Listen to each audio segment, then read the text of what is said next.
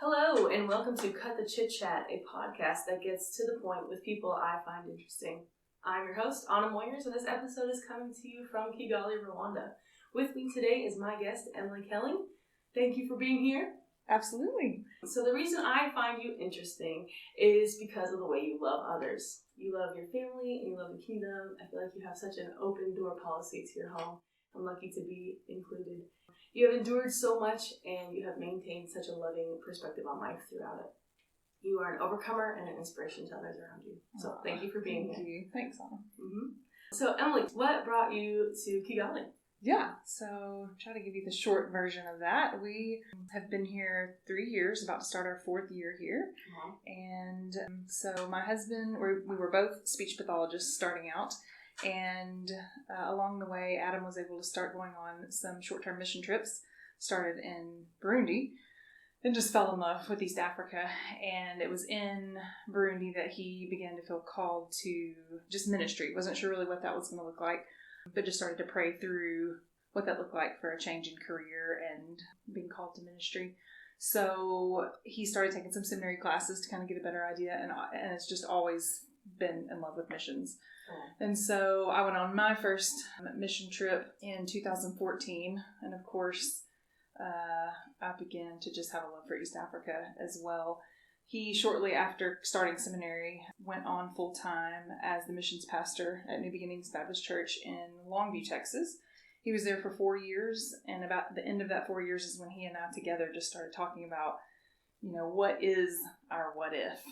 What if Longview is not where we are for the next 20 years, and what has God had for us that's different? Wow. My family, no one else had ever traveled overseas or done mission work overseas. And so that was a big what if for us. And we eventually got to a place where we felt kind of individually and then together felt like the Lord was calling our family to relocate. And so we kind of met with the leadership in the church about that and what that would look like. And through a series of events and an organization called the Roots Network, we relocated in summer of 2018. Adam was still working on a seminary degree, and so he really needed to kind of finish that before starting work here in Kigali. But he started at Kicks as the Bible teacher while still working and having relationships with local churches here to pour into pastors training, clean water efforts, just discipleship, leadership, and just a few other programs in churches that were already established here. And so that's kind of our heart for the area, is just to see gospel ministry being done. Oh, yeah. That's awesome. Yeah. Yeah, I remember the first day I met your husband. We were at teacher training, and he had a Longview racket and jock hat on or something. I have a very strong connection to Longview with some good buddies of mine. That's right. I remember that. You guys, from jump, I was like, I'm going to love this family. I want to get to know this family. Yeah, and he's easy to love. So. Yeah, come on, that's amazing. All right, well, before we get going too far, would you be willing to share a little bit about what this last year has looked like for you? Tell us a little bit what God has been, doing in your life in the hills and valleys. All right. Well, last year was a crazy year for everyone with COVID and kind of how that came about in Kigali starting in March of 2020. So, which is also about the time I had a little something going on that was difficult. So I was driving home one day from a friend's house. This was before lockdown, before our first case here in Kigali. And I turned the steering wheel and stopped, and the world kept spinning. And so just this big episode of vertigo, which I'd never really experienced before. So I pulled over and kind of waited for it to pass. It took about 20 minutes. But I'm also kind of pick yourself up by your bootstraps, that's just a one-off. Don't worry about it. Of course, I told Adam about it, but it didn't happen again for weeks. And so I just kind of moved on. And then we get into weeks of lockdown, and so we weren't out and about very much. I wasn't driving, but in April, May, the episodes kind of began happening again, and it was more frequent, and then it started to make me sick during the episodes. Just a series of things that were just very off that I really wanted to move past, but it's at one point, I guess in about early June, so that's coming up on 1 year, I decided I should check in with my doctor. So I called and made an appointment, did a virtual with a colleague of mine, a physician back in Longview that I'd worked with. He's an ears and throat doctor. I kind of told him what was going on. He specializes in dizziness currently. And so he pops up on the screen, I pop on the screen, and before I really could even tell him what was going on, he said, "You have a noticeable facial weakness on your left side." And as a speech pathologist, it's kind of funny that I missed that, but I guess I'm not staring at myself. He had Adam come in and asked me to do a few exercises, and Adam confirmed, I can see that too, what he's talking about. So I explained the episodes. Obviously, the weakness in my face needed to be checked out for neurological reasons, and he said, "Can you get an MRI there?" I was like, "Well, we can figure that out." And so he ordered an MRI, and I found a contact here, and they recommended a place here local in Kigali. That same week, I told Adam, I'd just not been feeling well. Yeah. And I just was so hopeful that something would come that would be able to bring healing or make it better, make it go away. But I'm still thinking pretty simple. I'm not thinking anything real big. And so for 2 nights that week before my MRI, he sent me to a hotel here just to kind of get away, to journal, kind of pray. And I remember the second night that I was there before I left, I just wrote "Lord, give me a solid answer, a clear answer, and a way for healing." Yeah. And so the next day is when we went and had the MRI and had it. Went pretty quick, smoothly. Then they called me back in and wanted to do a CAT scan as well. And I thought, oh, that's a little bit odd. And then called me in, and he turns the screen, the radiologist turns the screen to us, and there's this big black and white image of my brain and a very obvious white circle that should not have been there. Yeah. But I immediately thought, what a great answer to prayer for a very clear black and white answer. That's what you asked for. That's what I asked for. And so the radiologist said, "You are going to have to go back to the States pretty quickly to have this out." But the encouraging part about it is that he immediately, because of the location, called it by name, a vestibular schwannoma, and I know what that is. And so I immediately was relieved that it wasn't a big, scary cancer word. Mm-hmm. It's usually one that's 99% benign. Great. And so while I still knew big things were coming, I was a little encouraged that it wasn't something that was terminal, for lack of a better word. So Adam and I left and went to Rubia Cafe and sat there for 2 hours and decided, what is this going to look like? And so over 10 days, we packed everything the best that we could. Borders were closed, so it was a repatriation flight, so that was a little bit tricky, and loaded up and went back to the States right in the middle of the pandemic. Yeah. So that was a tough go. A month later, I was scheduled to have an open brain surgery. So they went through my skull, and this tumor was in between, I guess, the very inner side of your hearing nerves and the brainstem. And so they went in and took it out. At the time, woke up in ICU. It was one of the hardest nights of my life as far as pain and disorientation and fear of something being wrong. I worked in neuro ICU for 17 years or somewhere close to that. And so sometimes when you know more, it does not help. Yeah. It makes you worry more. Mm-hmm. So after I got through those first couple of nights, though, I just knew that I had a lot of hard work ahead of me. So I spent 3 months in occupational therapy, learning to only went a couple of weeks of having to use a walker, and then I could stand by someone and walk. But there was a lot of relearning with balance, because they actually cut the balance nerve and took out the structures of balance along with the tumor. Had my work cut out for me, but I had a wonderful therapist, had a wonderful support with Adam. He was doing all of the carpool and sports and school and homework, and he was super, super mom and dad all at the same time. And so just crazy blessed in having that partnership, because it's not something I would have wanted to do by myself. Yeah. So got through that. In November, they did a repeat scan, and he had told me that he thought that he got everything, but that they would do another scan in November and make sure. So they did the repeat scan, and there was still tumor there. Actually, it had regrown some. So I had a second surgery in December, but they did not have to go through the brain to do that one. So they did that one. Actually, when I woke up from that one, I was like, oh, we are good. This is nothing compared to brain surgery. And so 6 weeks after that, we flew back to Kigali. So 7 months is a pretty intense dive into something like that. And so it really wasn't until I got back that I'd really kind of looked back and reflected on what all I had gone through and kind of what the Lord was doing and working on in that. And certainly patience and slowing down and sitting in things that are hard while also knowing that God is good, I think is my biggest takeaway. Come on. Yeah. Wow. Well, thank you so much for sharing. Yeah. Another story is is intense. Yep. But it's, it's real. And, it happens a lot more than we probably think that people go through this every day. And it's just so glad to see you smiling and on the other end of it, and incredible testimony that you have. So thank you so much for sharing. Absolutely. We're glad you're here. Yes, me too. In more ways than one. Yeah. So amen. Come on. Well, great. Thank you so much. So the way we do things here on this podcast is we have a jar of hard-hitting discussion topics. Right. We're going to take turns taking through them and discussing them openly.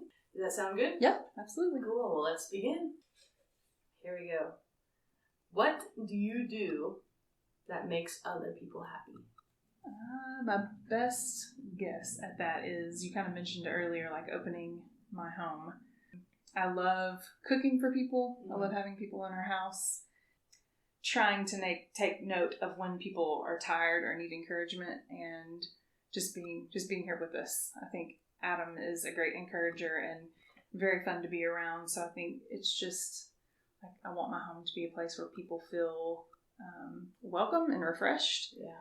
And I think that's my jam. That's good. I think there's various different things, but I like remembering things about people that, like, they don't think that you listen to. Yeah, that's good. It means a lot to me when someone remembers something about me.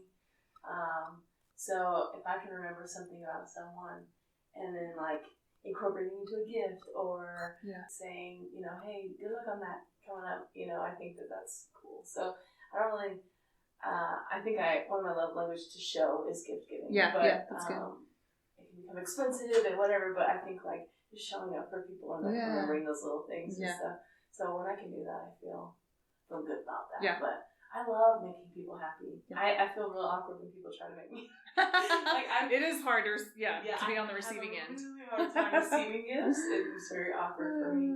But I love just making people happy. Yeah. So it's cool. But also, I like making people laugh. Yes, I was going to say, I think you have the gift of laughter and making people laugh and getting them to laugh with you without even trying. Thanks. So, I pride myself on it as a middle school teacher. Yeah, for sure. All right, we got the first one. We did. Congratulations. All right, let's see what we got. How do you judge a city? So it's a travel question, I guess? Yeah, I guess. Let's ask those travel questions. How do I judge a city? Ooh. I think by its people. Yeah, that's good. Yeah. Someone asked me recently, why do you like living here? And I said, because the people are so incredibly nice. It's very evident when I go back and forth between America and Kigali. I love going for walks in the morning.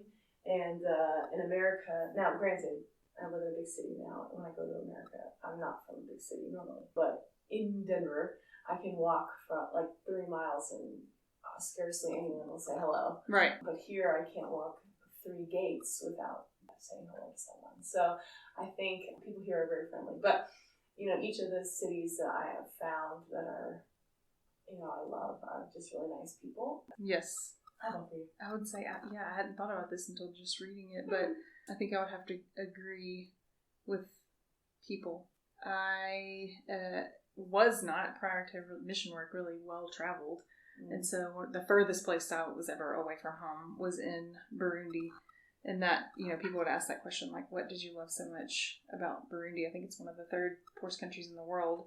And so I think people immediately think more of the poverty and kind of like what they think about the continent of Africa. But I think it's important to also educate differently about that. For sure. Yeah. And so Burundi, just the never-ending smiling and genuine care and excitement that you're there, and it just really, really warmed my heart. I mean, coming from Arkansas and Texas in the South, you also can't get through gates without people saying hi to you or having a full conversation kind of deal. And so it's a very warm and loving place to be as well. But it was neat to be in a different context with people that you don't speak their language, and so the people of Burundi is definitely a place where I fell in love, but I'm also a major lover of the beach. So anywhere that has a shoreline, anywhere that has salt and sun and hot or cold, I just love the beach. So can't beat it. Yeah, Burundi's awesome too. Some of my favorite people from Burundi. Yes. So there you go. All right. What advice do you have for someone who is going through a valley of life? Oof. Yeah, I think it's to just not do it alone. No, I think it's so easy, maybe more so as women, but I think just in general, for us to want to take on things alone and to just kind of suffer in silence. And it's so unnecessary. Yeah. It's so unnecessary. And like, why would I invite you to be a part of my life just for the good times? Right. Like, that's so unrealistic. The same is true with our relationship with God, is that like we think that God only wants to be around when things are sunshine and rainbows, or we only invite him to be around when things are crap. Right. And so like, yeah, if you're going through a hard time, like ask for help, even if you feel like it will make you less of a person. Like I promise you there's someone out there who is either going through currently or has recently gone through what you're going through. Like, you are not alone.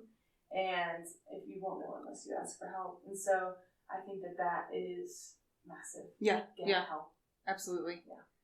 Yeah, I can definitely agree with you on that. And from someone who kind of struggles with the sin of pride and wanting to do everything on my own and well, but I would definitely say the valley that I just walked through, 100% required believers and friends to be around us and be in the valley with us, and just submitting that to the Lord and allowing that help to be there, either if you ask for it and be okay with asking for it, or just receive it because people are awesome and they offered it. But also just encourage being like not always having to be okay. Like you can have days that are hard. This word lament has been something that's kind of come up in the last couple of weeks that I hadn't even thought about. Something that I've been sitting in is that when you're in a valley, just remember that it's okay to have bad days and still know that God is good.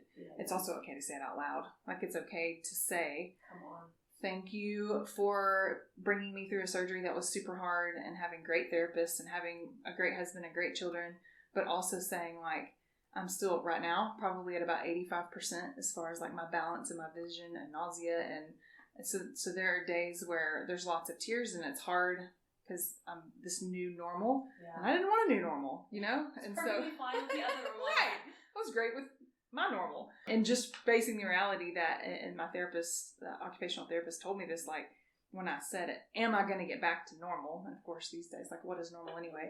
And he said, I really don't know that you will get back to what you were before as far as your balance and not having nausea with movement and vision and all that. Just so on the hard days, like, crying and saying that it's hard. That car ride really sucked. And, like, just being okay with, yes, God can still be good, but also call us to walk through really hard things. And so being able to be honest about that with the people that you have around you and that are helping you. So it's a 2 steps forward, 3 steps back kind of life. I think what a perfect example we have in Psalms. Like, we see David as like a man after God's own heart. And like, but that bro got upset. Right. Like he would like out loud. A lot of these Psalms that are in the Bible are not happy. Like, we are not excited about life. And there's some angry words directed at God. And like, we're dumb to think he can't handle it. Right. You know what I mean? Like, he knows. Like, he knows that we're upset. He knows things are hard. Yeah. I don't think he looked at Job and was like, why are you mad, bro? Like, you know what I mean? Like, I don't think that's how that goes. Like, he knows that we have reasons to be upset, but we always try to live this Instagram, everything's perfect life. Like, why? Why are you trying to do that to God? Yeah. Like, and when he asked his own son to, his son lamented on the cross. Like, literally. Yeah. So for us to follow that. Yeah. So, come on, that's so good. Yeah. Let's lament. That's a, I've heard not something I've done before, and I think it's can be like a discipline if you've really not ever thought about lamenting. If you've always just been okay, then you probably need to think I give my about mom big props for that. Like, she showed us what it's like to love God and be mad at God at the same time when her dad died.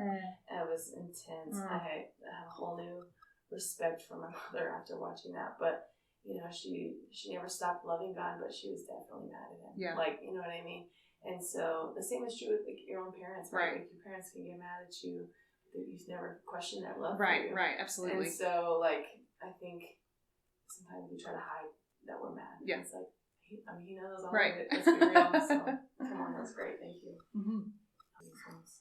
How have you triumphed in the workplace as a female? What advice do you have for young female professionals? triumph in the workplace. So, I think what comes maybe more naturally to men and not so naturally to women is to be assertive, you know. And I think women sometimes, if we are assertive, we are given derogatory labels. I think if you do it in a way that's like respectful and still loving but assertive, it's powerful, you know. But I think people don't expect it from women, and when it happens, they kind of are taken aback. Yeah. Like, oh yeah, you can handle that. Go ahead, you know. But sometimes we have to prove that we are the right candidate, or that we are even more qualified than the male candidate, or whatever it may be. But sometimes it involves like getting that confidence and going in there, maybe practicing a few times, maybe writing down some notes. Say, hey, no, this is what I'm worth. Like, I'm worth this raise. I'm worth this position, this whatever. And understanding your worth. And I think that is something that as females in general, we need to work on. And, like, identifying our worth in God first and foremost, but also identifying your worth in the workplace, that you are worth what you believe you're worth. And I think that's interesting. It's like, you know, I'm very adamant about you accept the love that you think you deserve. You also accept the worth that you just think you deserve, to an extent. There's some things that you can't control. But when you confidently step into something, saying, hey, this is what I'm standing for, and being willing to put it all on the line. Now, that probably comes from a place of privilege. I see that. You can't always just say, pay me more, or else I'm quitting, right? But you know, understanding like, hey, this is not okay, and this is what I know that I'm worth. Yeah, so I think my biggest triumph was fighting for and getting the job that I really wanted. As women, I would encourage you guys to understand your value and fighting for that. Yeah, so I think that's what I've learned. Yeah, that's good. When I first read this, how have you triumphed in the workplace as a female?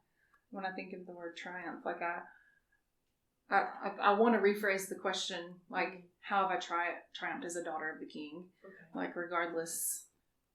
And in my work setting, like, it's predominantly female as a speech language pathologist. I think Adam was actually the only male in our grad school class. Most of the people in my department were female as far as like speech pathologists. Of course, I worked with males as well, doctors, and worked in radiology department. But how am I being a leader, and how am I bringing glory to God as a female with other females? I kind of mentioned this earlier, and you made a great point that how are we supporting each other in our roles, and how are we mentoring? I was a clinical supervisor, and so I always had college students kind of that I was overseeing every semester, a new person. So how are we showing diligence and good stewardship and working hard for our place as professionals? But I never really felt a tension, male versus female, in my particular setting. That certainly does not discount anyone else's. But to answer the question honestly, it's not something that I got offered. Management positions because of where I was with my kids' ages in life. Actually declined some of those positions, and so ultimately had a very good experience. So I just like to put it through the filter, like a gospel filter. A daughter of the King to me is a higher rank than a female. So I like to think of it, how am I glorifying Him, and who I'm mentoring, and who other women that I'm working with, and showing them love that way. That's so true. I think our society tries to pin us against each other as competition. Yeah. And it's like, no, right. We're here to, I rise, we rise. Right. And she rises, I rise. Right. You know, and I think changing that mentality of like not being jealous when another girl is being successful, but to honor. And I think that's hard. I mean, it's a lot easier said than done. So when another female maybe takes a promotion that you wanted. Right. I mean, even in kingdom leadership. Right. It's human nature. It's human nature. It's in nature. So to encourage instead of compare, that's big. Yeah. While we're talking about your profession, can you tell me a little bit about what made you want to be a speech pathologist? So, funny story. I started out in chemical engineering at Auburn University. It's a normal transition. Right. So my brother was an engineer. He was like the person I looked up to the most when I was young. And he loved math and science. I love math and science. And so I did... You started out that way, and it's kind of a funny story. Like, there was like 300 students in my first whatever calculus class it was. And the professor was like, look to your left and look to your right, and one of you will be gone. And I'm like, peace out. Like, I already know this is not what I'm doing for the rest of my life. Amen. And so thanks, Professor. after that, that one quarter or semester there, I just realized, like, engineering is definitely, I've always been someone who's very intrigued by medical, working with people, working in recovery type things. And so I was interested in nursing and even considering like med school, that kind of route. But I'd never been exposed to speech pathology, so I transferred from Auburn to Ouachita University, Baptist University in Arkansas, and they had a big program there. And so I took some intro classes, and I was like, why have I never known about this degree? And so luckily they had a really strong undergrad program, and it was the first time I had taken any education classes that I was really passionate about. Yeah. And so I just loved it, and you know, grad school just took that even further. And so one thing I can say about my profession in general is that when I worked in radiology, I did swallow studies, and of course I worked with x-ray techs all the time, and they would always joke that I was trying to convert like x-ray students to be speech pathologists, because I've just always loved my job. And I think that is a gift from the Lord, because I know that not everybody does, but it's something, once I started learning about it, I knew that I was going to be able to help people with pretty life-altering issues, mostly difficulty with swallowing, difficulty with speaking after a head injury, a brain tumor, a car wreck, you know, whatever it was. And then to see that actually kind of come full circle with my surgery, I've just been super thankful for my career. So, that's so cool. Yeah. Good for you. So it's fun to see someone find passion and enjoy what they do. Yeah. As someone who's trying to help students find what to do with the rest of their life. Find something that brings you life. Yes.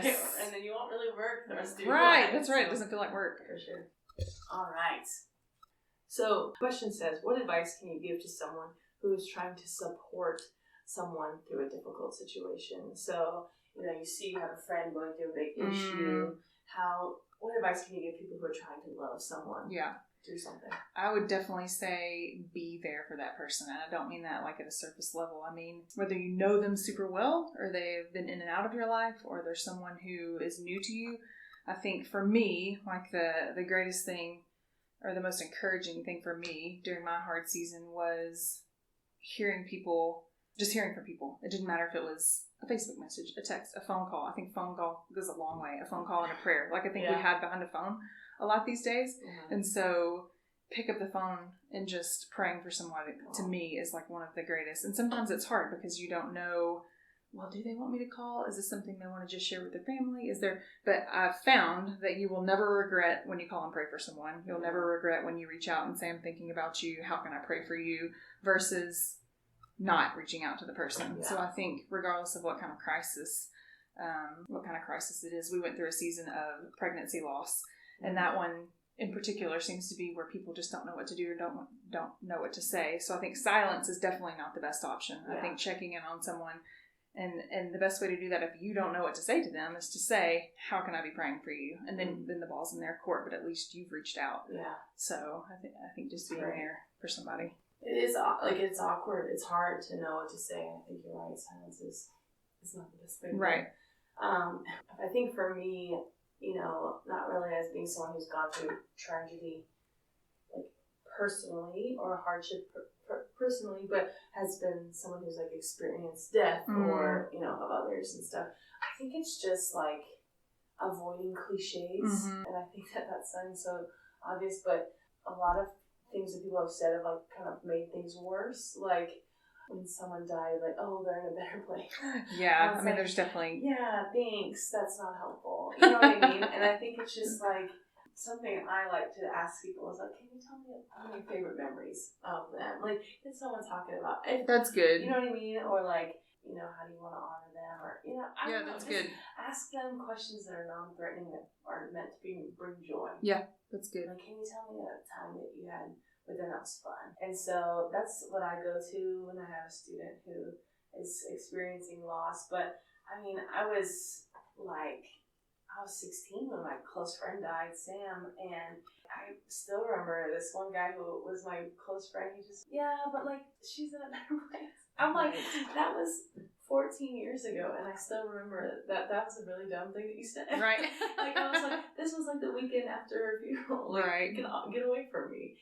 Yeah, and so I think it's tough because people have the best interest at heart, and maybe that's why people are quiet. Right. They don't want to mess up. But it's just like, find something to say. Be like, how can I be praying for you? Don't say nothing. Right. But also, don't say something dumb. And I think Good that points. is tough. And, I think, like, being someone now who has gone through loss, ask someone else. Hey, I want to go support this person. What did you want to hear when you went through that? Like, not someone who just went through it, like, last week, but someone who's gone through it a couple years in the past. Yeah. Like, what was helpful when you were going through this? How can I love for sure. else? Or, even asking that question, how can I love you today? I think that's huge. So just get creative with your question. Yeah. Because, it's the same if you roll your ankle and you're in a cast. Oh, what happened? Why do I have to answer this question 5,000 times? Think of something else to say. Right. Like, I don't know, whatever. So I guess there's no perfect thing to do, but we've decided doing nothing is definitely right. We can agree that doing nothing does not move forward. Yeah, that's good. All right, great. Let's see. What advice do you have for parents dealing with hardships, working to include their children? Yeah. So I'm definitely not a parent, but you have lots of kids in your life. I have lots of kids in my life. I think number one, it's important to mention, like, it depends on the age of your child. Sure. Right? Like, seek advice, talk to people. But I think that's number one, is seek advice. Like, I think my parents did not have it all together, but in their community, they did. Between the people that they put in their life, they sought advice from, they did a really good job. And both of them, they did the best they could anyway.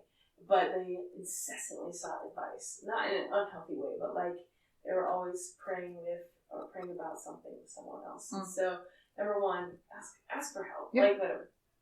But I think, again, I deal with middle school students mostly, but ignoring them is not right. good.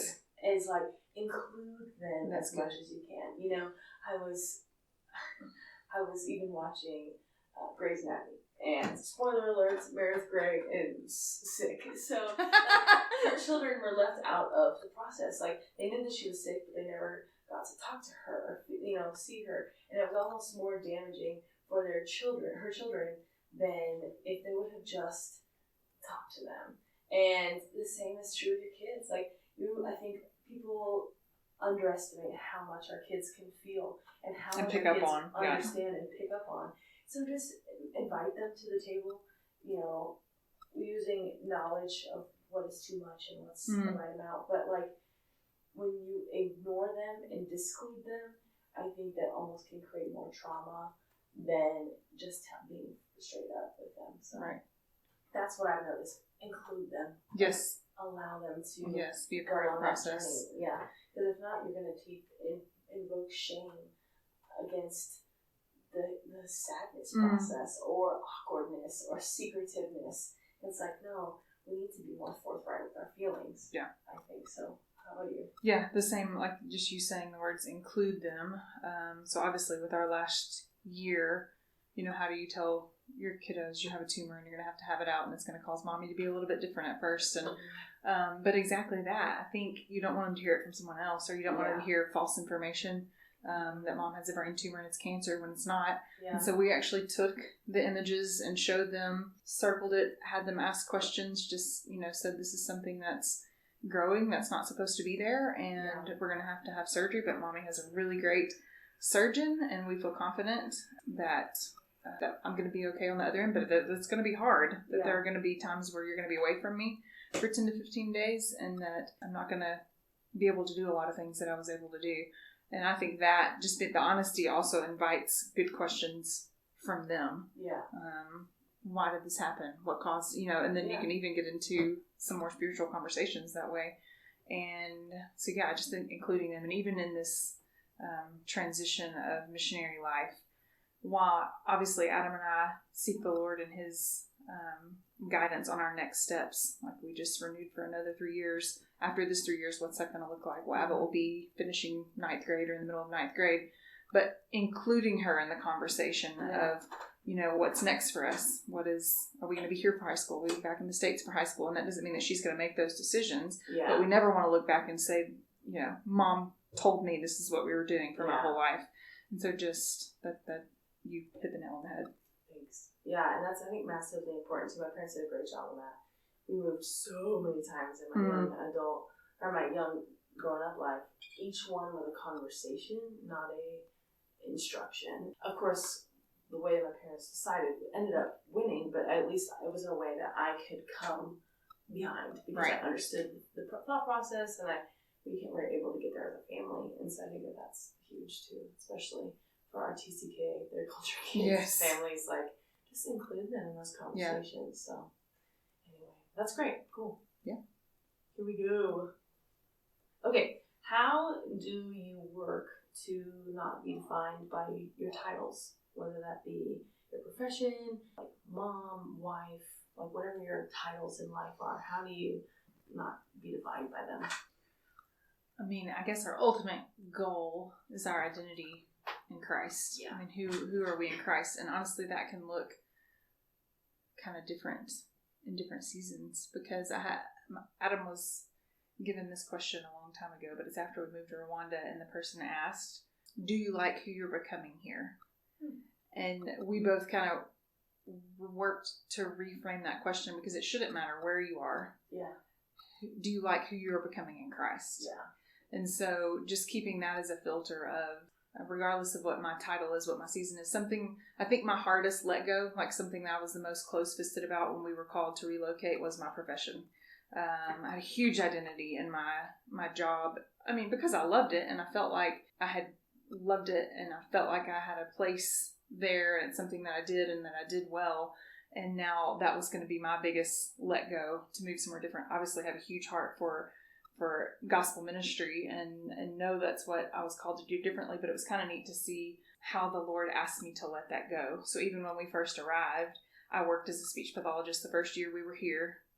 Part-ish time, but probably more than he maybe originally asked me as far as letting go. And then served volunteering at the school. Really, really enjoyed it. But then this diagnosis, and now I have not gone back to work at all. But to see the grace in him allowing me to have a slow let go than just saying, you're not going to do this anymore. Yeah. And now I'm to the place where I'm fine with it. I'm fine with being still at home and recovering and doing what he's asked me to do.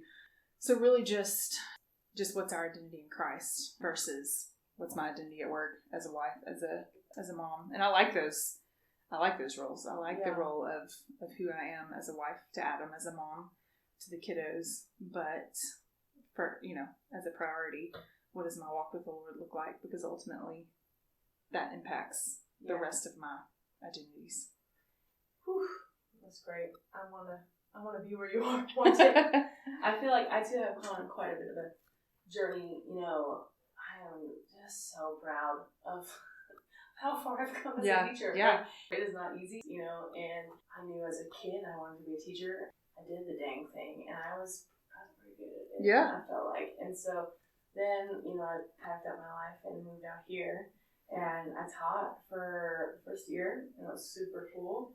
But then this year, it was kind of like, we need to do some different things and step out of the classroom. And I was like, okay. So I did, and that was very scary for me. Thankfully, I still have a couple classes, but my role at my school right now isn't as a teacher, and it is more as a counselor. And I'm qualified to counsel, and that's great. But the things that like high school counseling, I was not necessarily prepared for. In the other roles, that wasn't where my heart was at, and so I went back to learner's mode. But I had been doing really well, right? Teaching my American history to 7th graders for so long, and it turns out people in Africa don't really care about American history. I don't know if anyone else knew that, but I should have. So I had to be not good at something. Yeah, that's hard. It was hard. It is hard. Part of the reason I became, I got my, my training in counseling was so that way eventually I could be a counselor, not like right away. Not now. But also because I knew it was going to be important for me to not be so obsessed with work, because teaching you absolutely doesn't end when you leave. And so I think God has asked me to like step out of teaching so much so I can set up some boundaries in my workspace. That's like, good. It kind of takes you away from what you feel really good at sometimes to remind you that that you need to not be defined by your career. Yeah. And I even, like, we would go through these series at church about, like, don't be defined by your career. And I was like, okay, fine. I can, like, shove God into my career. Right? Like, I'll go work at a Christian school. That way, like, we're covered. Right. And it was like, it's all in one. You can still make work, like, an idol in your life. Yeah, absolutely. And if you are not careful, and I even did see myself, like, burning out. Like, I was like, how am I supposed to do this for 35 years and then retire? Like, that's crazy. And I think just in this last year, God has had to be like, look, learn what you can, do your best, and just love people. Don't leave people in the wake of your busyness. Of your crazy life. And so I think that's what I've been trying to learn. It is so hard. And I don't know how people are like professionals and have children and husbands at the same time. Right. One day I'll all this converge. I know, but anyway. Yeah, I think that's more. Yeah. Right. Let's do maybe one more. All right. What does it mean to love someone? Oh. This is a hard one at the end. I know. What does it mean to love someone? I think loving someone, I think you come to a point where you love someone well when you can love them in the good and the bad, and the same to be said for ourselves. It's a fallen, broken world. We're all sinners. There's no way that we can all always love well. Yeah. But I think we can certainly show up for people. We can apologize when we have done things wrong. We can be ministers of reconciliation to whether you're going to remain, you're not going to be close best friends with everyone, but to reconcile when things have been hard or things aren't jiving. I think that's a way to love well, being there in the good and the bad. Yeah. So, yeah. I think I would agree. I would say, yeah, if you can see someone on their worst day and be like, yeah, I still like you. I mean, even friendship versus romantic. Right. Like, if you see someone in their mess, their grossest habit, or their just weepiest day or whatever, and you can still be like, okay, I don't hate you. Yeah. I'm not annoyed by you. I'll still be here. I think that's when you really love someone. That's a good one. Yep. Okay, cool. All right. Well, the question I ask everyone at the very end: what is it in this world that just makes you upset, or maybe frustrates you, and what would you like maybe the listeners to do about it, or encourage people to do or react or respond? I think just something I've seen universally as like a tangible thing that makes me upset that we can't have access to is clean water. I think first seeing that in Burundi, just the realization of my growing up was turning on a sink and not worrying about brushing my teeth, drinking water, not getting diarrhea. Diarrhea being one of the number one, killers in third world countries. And it's hard to reconcile. It's hard to reconcile that everyone can't have access to that. And so I think just as part of the ministry that we've done or seen done as the Roots Network, like through the local church, identifying places who truly don't have access to clean water. And here in Rwanda, it's actually quite, because of the hills and valleys, it's quite inexpensive to access clean water through artesian wells or constant running wells, just tapping into, or even revitalizing wells that have water flowing, but having a clean catch basin.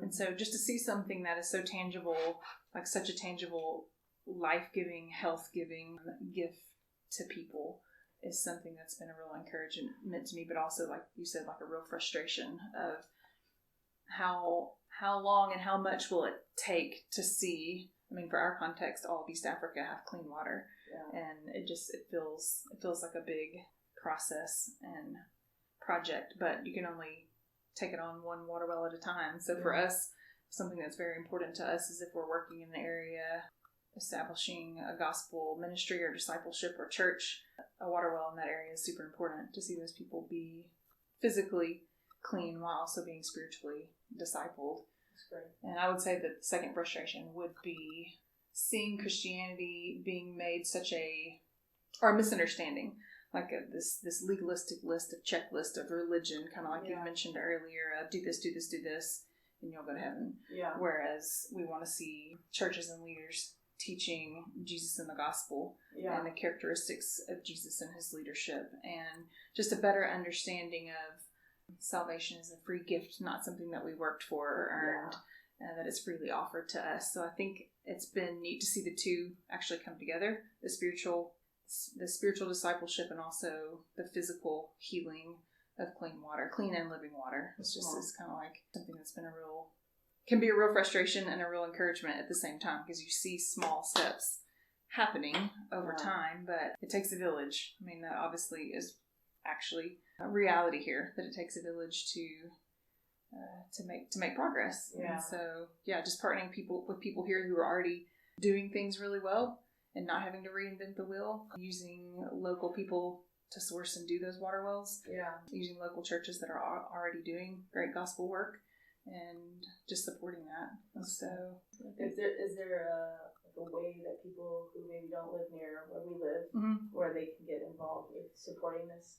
Yeah, so for us, I mean, in particular, the rootsnetwork.org is our kind of sending organization, or actually our funding arm in the States, that we connect with local churches who are already established here. And if a pastor identifies a place that needs clean water, he lets us know, and we use, like I said, local work to do that. So you can check out that website, and we directly fund it. 100% of that goes to water wells and leadership and discipleship training.